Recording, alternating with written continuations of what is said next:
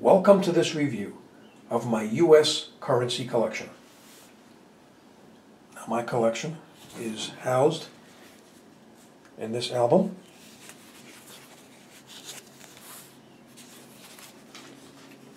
And I'm going to go through it right now. So let's open the album. Right off the start here is a very interesting note right here. I'm going to take it out. What you're looking at right here is a very unusual note.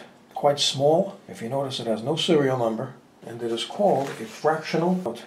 It has a face value of 10 cents. Now think about that. A note that has 10 cents on it? Very unusual. Well, back in the 1800s, it was quite common. They actually made these during the period of the Civil War up until 1876 because there was a shortage of coinage due to hoarding. That's what people do during times of uncertainty and unrest. So they needed to find some way to transact back then. So as a result of the shortage, the government issued these fractional notes. And if you look on the back,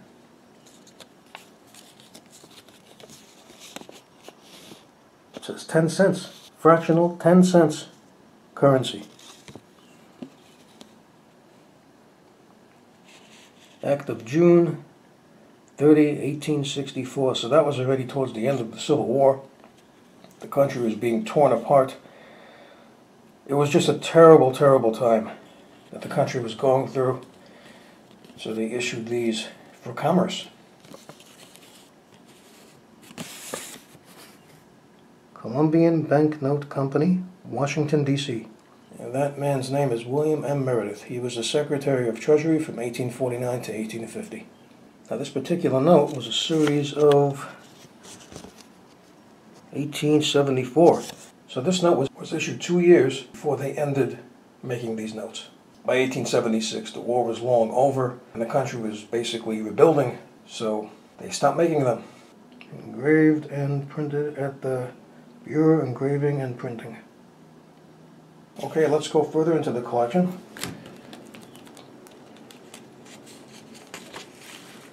$5 red seal bill.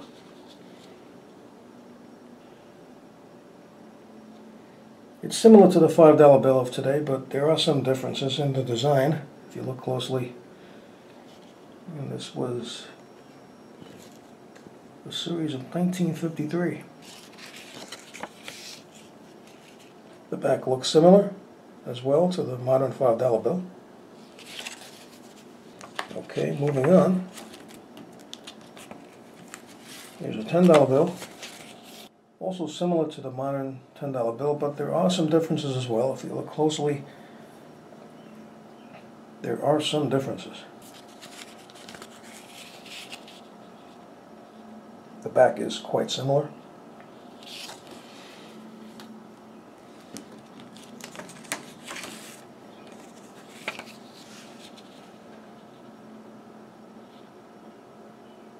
$20 bill, also similar, but there are some differences. And this one is a series of 1934. Also similar, the back of the modern $20 bill. Moving on. Now this is fascinating. I want to talk about silver certificates. As you can see, right on the top it's a silver certificate. This is a Blue Sail series of 1934. So there are obvious differences with this $5 bill than to the modern $5 bill. And the most obvious difference is silver certificate. So what is a silver certificate? Basically back then you could demand the face value in silver, because back then there was a silver standard. And what's really interesting about this is that if you go back to the Fourth Coinage Act, which in effect placed the U.S. on a gold standard, there was something called silver agitation in response to this, and it was called Free Silver Movement. And basically what was happening is that they wanted an expansionary monetary supply. And isn't that interesting? Because that's what people are arguing about now, that there's inflation because of the current monetary policy. Could you imagine how fiscally responsible people would be if they didn't even want silver as part of a bimetallic monetary system? And that's very fascinating. I find that fascinating because of the fact that, according to the Constitution, which precedes the Fourth Coinage Act by many years, and that specifically says in Article 1, Section 10, no state shall enter into any treaty, alliance, or confederation, grant letters of marque and reprisal, coin money, emit bills of credit, make anything but gold and silver coin a tender in payment of debts, pass any bill, and silver coin a tender in payment of debts, pass any bill of attainder ex post facto law, or law impairing the obligation of contracts, or grant any title of nobility. So it says it in the Constitution that it's gold and silver. So I don't know why the Coinage Act didn't include silver as part of this policy, but it just goes to show how fiscally responsible people were. I mean, they would actually consider a non-bimetallic monetary system because they didn't want to expand the money supply. They were very fiscally responsible, and they feared inflation. And they had reasons to fear that because they had this problem in the past. So they understood this. So even having silver as part of the monetary system for them was considered expansionary. So right here I'm holding a piece of history. Now this is still legal tender. However, of course, it's no longer redeemable in silver. And there's the back, similar to today's $5 bill. Okay, moving on. Now I have quite a few of these. You can still see them today.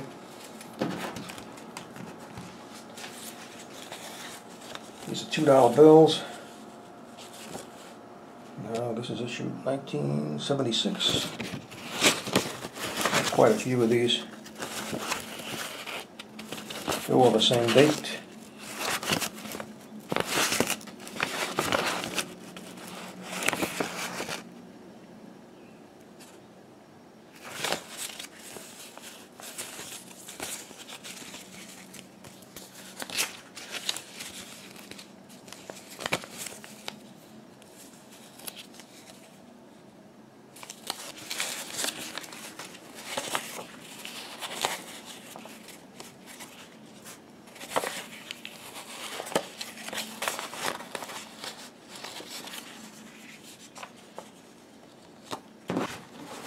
Okay, moving on.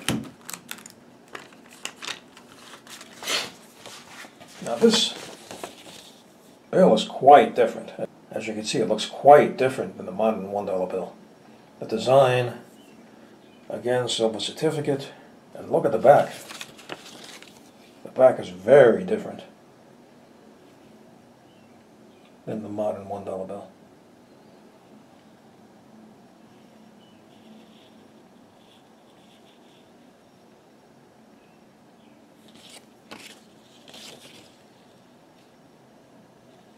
Blue seal.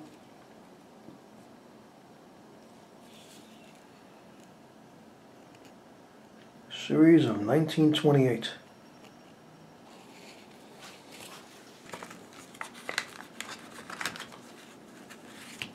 And more silver certificates right here. This is a series of 1935. Same here.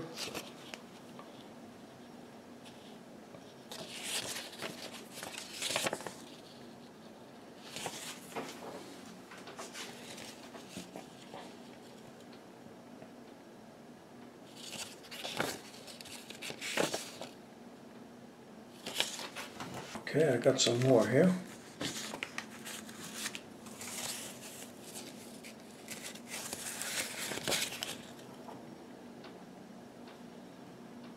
This is a series of 1957.